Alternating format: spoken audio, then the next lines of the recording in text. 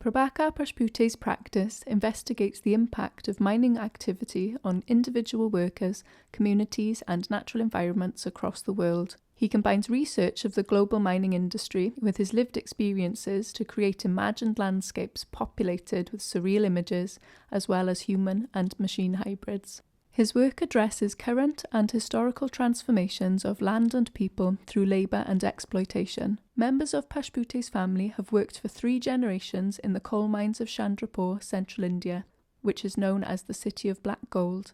It is an area rich in coal and commercially valuable minerals and fossils. It is described as a geological museum. For artist Mundi 9, Pachpute has created large-scale painted canvas banners and smaller works on paper that examine local and global issues of exploited labour and the extraction of natural resources. The gallery walls are lightly washed with charcoal, suggesting coal dust, soot, smog and pollution.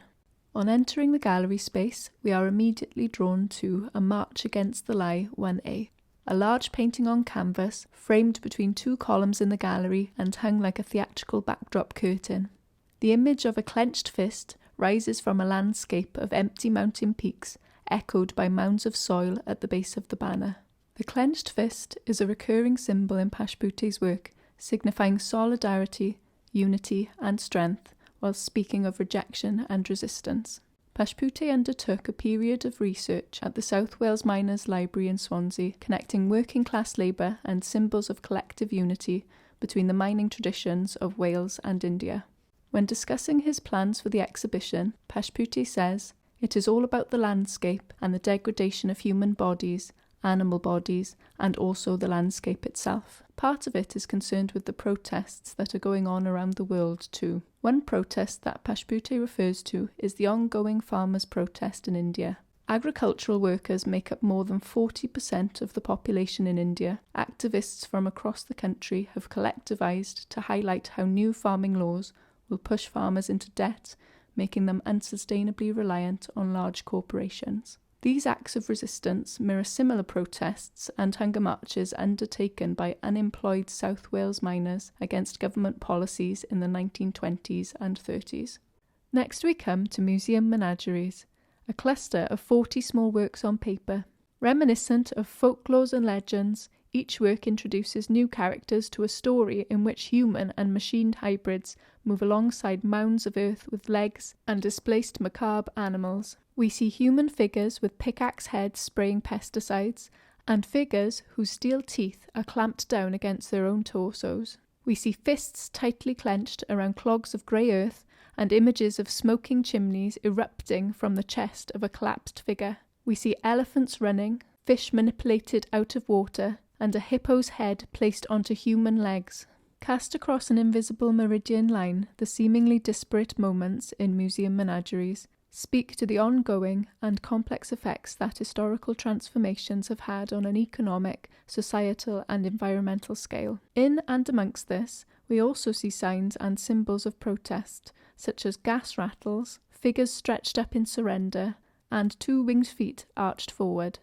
In A March Against the Lie 1B, we see Pachpute's use of the human figure reflect his experiences of travelling to Brazil, Colombia and Poland, where he encountered people who have been dehumanized by the mining industry. He says the people, or the characters which exist in my work, had somehow merged their identity with the landscape, in a constant but vigilant transformation. The transformation of people, objects, geography, culture and migration is like silently moving clouds, which take different shapes as they move. Pictured is land furrowed by years of constant mining. Arms, legs and faces are detached from the body and exist as part of the industrial machine. Here in Wales, we are also part of this detachment, relying on the resources of other countries. The deep mines that were once the lifeblood of Wales are now closed, and fuel is imported from overseas. The devices we are using right now, our phones and computers, depend on rare minerals. You are holding precious metals in your hands. Although the extraction is now out of sight for us, we are rooted and connected to these same systems and the effects that they have on land and body.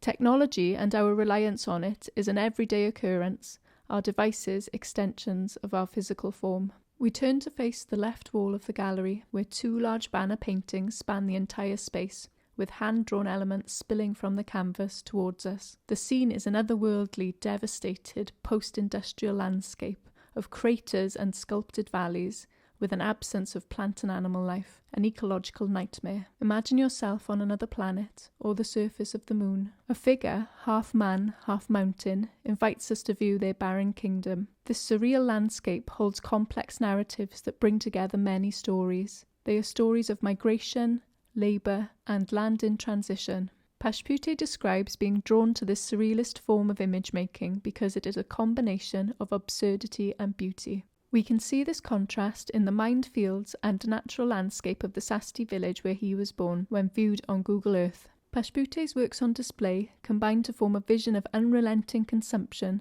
displacement, and connection. He asks us to think about the spaces that are left when we take what we need and leave them empty for future generations.